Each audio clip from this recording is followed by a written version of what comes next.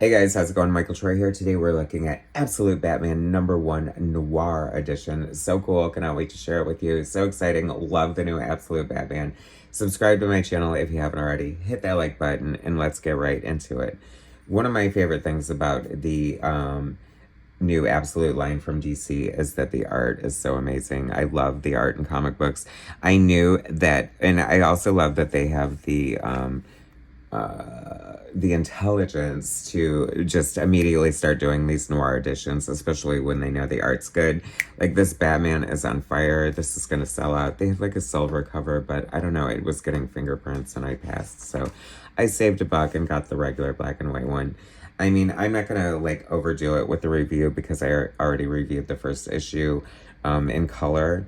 But I was very excited that the Noir edition came out, and Nick Dragotta is like such a great artist.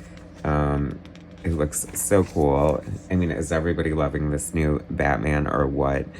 I mean, clearly Batman and Wonder Woman are the stars of Absolute line. I I had mixed feelings about Superman, and I'm hoping it gets better, but I found it a little boring. I mean, I just think that this Batman was like a really tough act to follow, so I kind of dropped my expectations for Wonder Woman, and then it like knocked it out of the park, so then that upped my expectations again for Superman. We'll see what happens. But isn't this fun? This is great. Like, it's like, so moody and like just like gorgeous. Like, I'm at a loss for words. It's so beautiful. But I have to say, I really do enjoy the colorist on this. I forgot his name, something Martin, Frank Martin, I want to say, who did really bring a lot. And but this is just so cool. I mean, who doesn't love a noir edition? If you can't have everything as an artist edition, at least give me a noir edition. And I have to say, it sort of does follow the artist edition in a little way, because it isn't just black and white. It feels like it might have been scanned from actual art, because you see like this little panel had been cut out perhaps, and you know, there's a little grayness there. But I mean, the level of you know, the good thing about taking away the color is you can just see like the crispness of the texture of the ink and different links like that, and you know, the spotting of the blacks and the negative space, and how color can be such an important tool in storytelling, but the absence of color can be equally as compelling as well, right? I mean, these party animals have to be one of the coolest things to come out of Absolute Batman. And the new direction for Alfred, I mean, I've been told he's sort of been down that road before, but it just works so well in here. Like, just the way it sets up their relationship. You know, and also, I love how it, like, it's tying like the past with the present, so we get like the origin along with, you know, him in action. Now we don't really have to wait for it. I cannot, speaking of waiting for it, I cannot wait to see what happens with Barbara Gordon.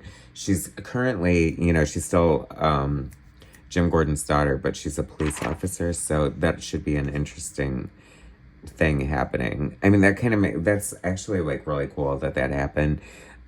So I think she'll be going in less of an Oracle direction, I'm guessing. I mean, this is one of the most iconic images from this issue, and no surprise that it looks that freaking cool in black and white. So good. Love that too. See, I think you see things that you don't necessarily see. And as an artist, who doesn't love this? I mean, it's almost an education in art itself.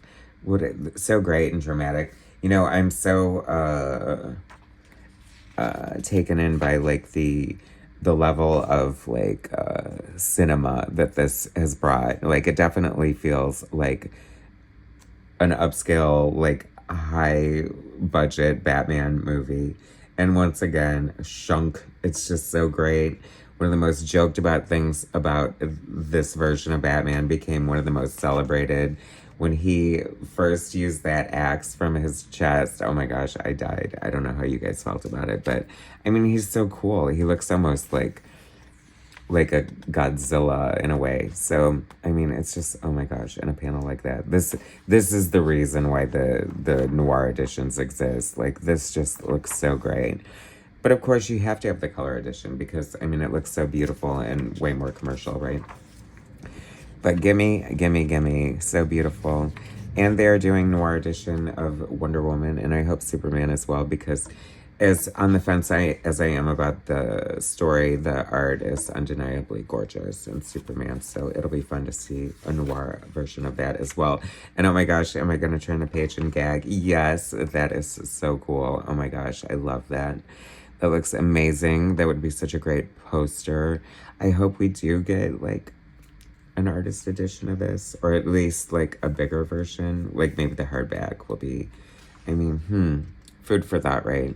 And then, of course, that last page with the Joker tease. So great. Just as gorgeous as I knew it would be. I will buy every single Noir edition that comes out. So subscribe to my channel if you haven't already. Hit that like button, and I'll be bringing you more soon.